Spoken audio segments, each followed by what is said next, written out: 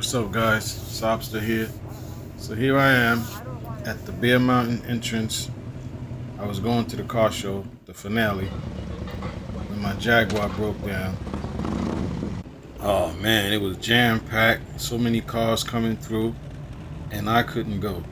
So I sat there on my little stool and just started recording cars coming past, people driving past me saying, "Wow, sorry." I'm like, well, I can only cry, or I could just record these cars and take it home. So when I got home, I took a look under the hood and I realized it was just a busted hose and one of the belts came off. Now, this hose was overdue. If you look inside, you can see all the corrosion. It's probably the original hose because this car has only 50,000 miles on it and I'm the second owner. So if you have one of these cars, they get really hot. So you might want to swap out all the hoses. First, you're going to have to take off the engine splash shield to get to that hose to be able to take the clamps off of it. And also when you do replace the hose, you might want to inspect your clamps to make sure they're really strong clamps. That front end splash guard is held by some plastic screws and nuts. There's 2 on each side. There's 2 there, and then you have like about 10 screws that you got to remove from the very front near the bumper. You got a screw there as well, and another screw on the other side,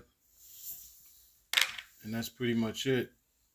And as far as this belt that came off, I could pretty much tell why it came off, because it was definitely too worn to even be on the car. You could just snap it and it'll just break. So it was just about that time for it to go with this hose.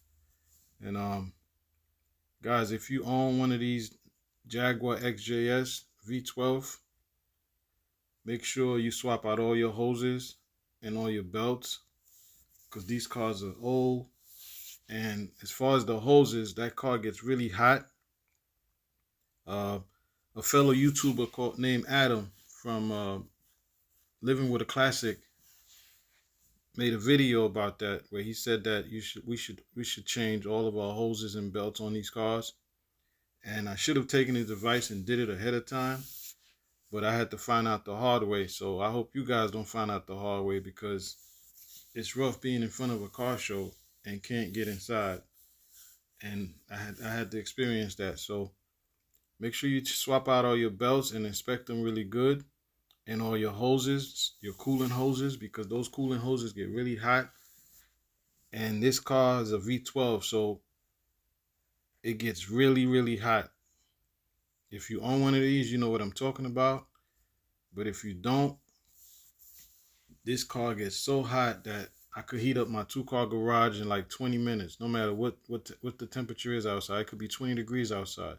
I could heat up my 2-car garage with just the heat coming from that engine.